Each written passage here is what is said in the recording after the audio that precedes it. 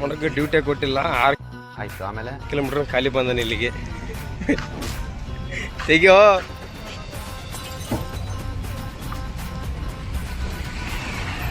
ಎಷ್ಟು ಕಿಲೋಮೀಟರ್ ಖಾಲಿ ಬಂದ್ಯಪ್ಪ? ಎಷ್ಟು ಕಿಲೋಮೀಟರ್ ಮೀನು ಊಟ ಮಾಡಕ್ ಬಂದ್ವಿ. 6 ಕಿಲೋಮೀಟರ್ ಖಾಲಿ. ಒಂದೇ ಒಂದು ಡ್ಯೂಟಿ ಇಲ್ಲ ಫೋಟ್ರಲ್ಲಿ. ಮೀನು ಕಬಾಬ್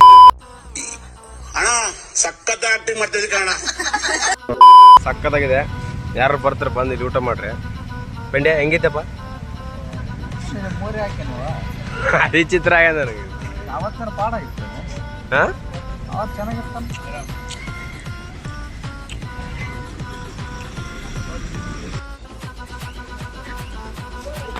ಇವಾಗ ಬಂದು ಪಿಕಪ್ಗೆ ಕಂಪ್ನಿ ಒಳಗಡೆ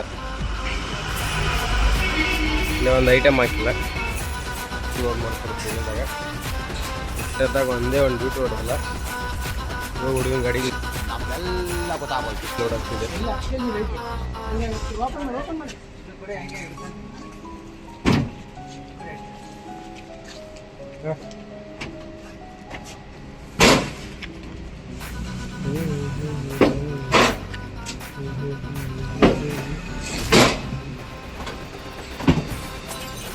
ಅಷ್ಟಲ್ಲಿ ಹುಡುಗನ ಗಾಡಿ ಲೋಡ್ ಆಯ್ತಾ?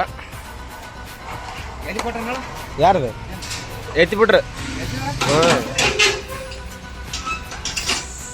ಲೋಡಾಗಿ ಹೊಂಟಿದೆ ಗಾಡಿ. ನನ್ನ ಗಾಡಿ ಡ್ಯೂಟಿನ ಕೊಟ್ಟಿಲ್ಲ. ಯಾವುದೋ ಒಂದು 700 ರೂಪಾಯಿ ಹೊಡೆದ್ರೆ ಅದು ಕೂಡ ಎತ್ತಿದ್ರು. ಆಯ್ ಮಾಡಿ ಮಗ ಒಂದ ಈ ಮಾಸ್ಟರ್ ಪೀಸ್ನ ಎಲ್ಲೋ ನೋಡ್ದಂಗದಲ್ಲ. ನಮ್ಮ ಹುಡುಗ ಹೊಂಟ ಡ್ಯೂಟಿ ತಗೊಂಡ. ನನಗೆ ಇನ್ನೂ ಡ್ಯೂಟಿ ಕೊಟ್ಟಿಲ್ಲ. ಪೋಟ್ರ ತಗೊಂಡ ನಮ್ಮ ಮಗ. ಇಲ್ಲಪ್ಪ ಹಿಂಗೆ ತಗೊಂಡು ಹೆಂಗೆ ತಗೊಂಡು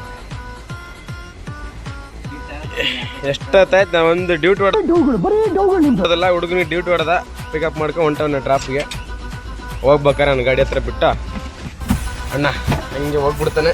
70 ಕಿಲೋಮೀಟರ್ ಆಯ್ತಪ್ಪ.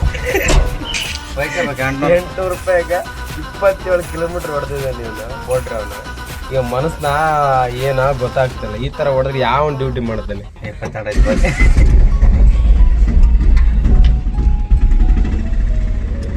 ಈ ಕಂಪ್ನಿಯಲ್ಲಿ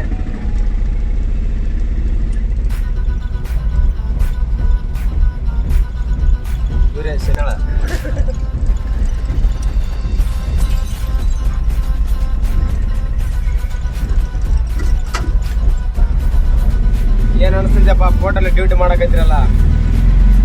ನೋಡೋದು ಹೆಂಗ್ ಕರ್ಕೊಂಡು ನೋಡಪ್ಪ ಔಟ್ರ್ ರಿಂಗ್ ರೋಡಿಗೆ ಬೈಕ್ ಅಂತ ತಳಗೆ ಹೊಡ್ಕೊಂಡು ಹಿಂಗೆ ಹೋಗಿ ಒಟ್ಟು ಎಂಟ್ರಿ ಸಿಗ್ನಲ್ಗಂತ ಕರ್ಕೊಂಡು ಹೋದ.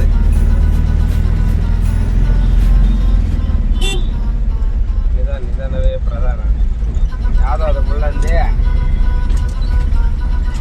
ಈ ಆಟೋ ಯಾರು ಓಡಿಸ್ತೀರ ಭಾರಿ ಅಂದ್ರೆ ಭಾರಿ ಹಿಂಸೆ ಇದೆ.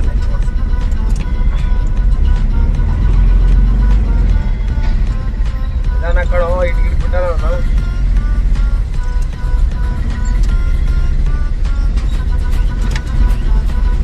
ಈ ಪೇಂಡಿದಾಗ ಒಂದು ರೋಡ್ ನೆಟ್ಟಿಗಿಲ್ಲ. ಎಲ್ಲ ಹಳ್ಳ ದಿಂಡಿ ನಮ್ಮ ಮಕ್ಕಳ ರೋಡ್ ಹಾಕ್ಸೋದು ಏನು ಮಾಡ್ತಾರೆ ಈ ಥರ ಆದ್ರೆ ಯಾವನು ಓಡಿಸ್ತಾರೆ ಗಾಡಿ.